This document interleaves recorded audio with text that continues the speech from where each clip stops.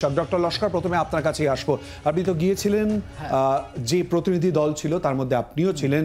Police কমিশনারের সঙ্গে কথা হলো দীর্ঘক্ষণ, কি আলোচনা হলো? আমরা কলকাতা পুলিশ কমিশনারের কাছে আমরা আমাদের সুস্পষ্ট যে দাবি সেটা ডেপুটেশনের মাধ্যমে আমরা পড়ে তাকে শোনাই। ১, ৯ তারিখ যে ঘটনা ঘটেছে আরজিকর মেডিকেল কলেজে, সেই ঘটনা যে sanctity of the crime scene বা ক্রাইম স্পট, সেটা কলকাতা পুলিশ তার স্যাংটিটি মেনটেন করতে ব্যর্থ।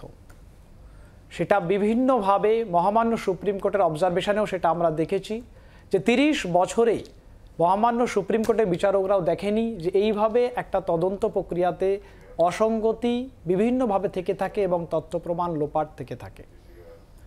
২, ১২ তারিখ সুস্পষ্টভাবে আমরা মেনশন করি যে কলকাতা পুলিশের তদন্তভার থাকা সত্ত্বেও সেখানে যেভাবে রিনোভেশন ওয়ার্ক চলল এবং রিকনস্ট্রাকশন ওয়ার্ক চলল, এর দায় সম্পূর্ণভাবে কলকাতা পুলিশের এবং তার আন্ডারে এন্টায়ার ক্রাইম সিনের প্রোটেকশনের দায়িত্ব ছিল।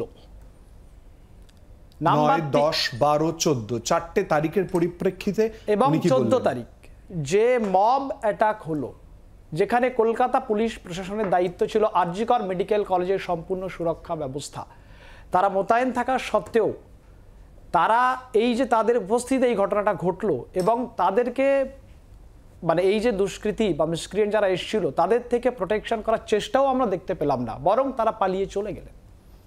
চেষ্টাটুকুও আমরা দেখতে পাইনি এবং এরও সম্পূর্ণ দায়ভার কলকাতা পুলিশের।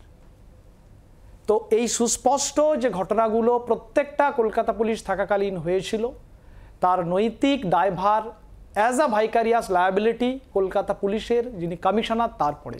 কি বললেন উনি? তাই জন্য আমরা তাকে বললাম যে এটা তার নৈতিক দায়িত্ব যে তার পদ থেকে তাকে রেজিগনেশন করা। উনি কি বললেন? উনি বললেন যে এই যে ইন্টেলিজেন্স ফেলিওর বা অ্যাসেসমেন্ট ফেলিওর ১৪ তারিখে এবং রিনোভেশন ওয়ার্ক এবং তার সাথে সাথে ৯ তারিখের যে ঘটনা, সেই ঘটনাতে উনি যেটা বলতে চাইছেন যে ওনার ১৪ তারিখে সম্পূর্ণ অ্যাসেসমেন্ট ফেলিওর এবং ১২ তারিখের ঘটনা যেটা সেটা ওনাদের জানানো হয়নি এবং ৯ তারিখের যে ঘটনা উনি ওনার লেভেল বেসডে চেষ্টা করেছেন, কিন্তু যদি ওনার ঊর্ধ্বতন কর্তৃপক্ষ এই ৩টি আমাদের যে সুস্পষ্ট দাবি, যেখানে আমরা আমাদের যুক্তি দিয়ে আমরা তার পদত্যাগ দাবি করছি, ঊর্ধ্বতন কর্তৃপক্ষের কাছে উনি পাঠাবেন, তারা যদি ওনাকে ওই পদ থেকে অপসারণ করেন উনি সেটা হাসি মুখে মেনে নেবেন। আমি আরেকবার শুনতে এবং বুঝতে চাইছি, আপনারা যে ডেপুটেশন দিয়েছেন তাকেই দিচ্ছেন তার পদত্যাগ দাবি করে। আমাদের দেওয়ার মধ্যে এ ছিল যে আমরা তাকে জানাতে চাই, আমি দুটো লাইন বলেনি, তার পদত্যাগ দাবি করে তাকেই ডেপুটেশন দিচ্ছেন এবং তিনি বলছেন ঊর্ধ্বতন কর্তৃপক্ষকে পাঠাবেন এই পদত্যাগের কথা জানিয়ে, তাই কি?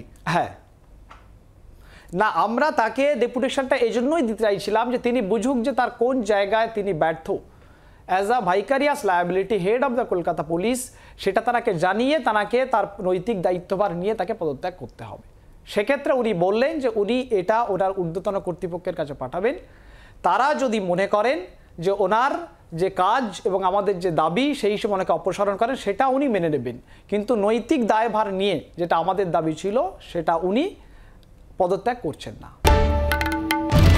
বাংলার আওয়াজ, বাঙালির আবেগ, জি ২৪ ঘন্টা।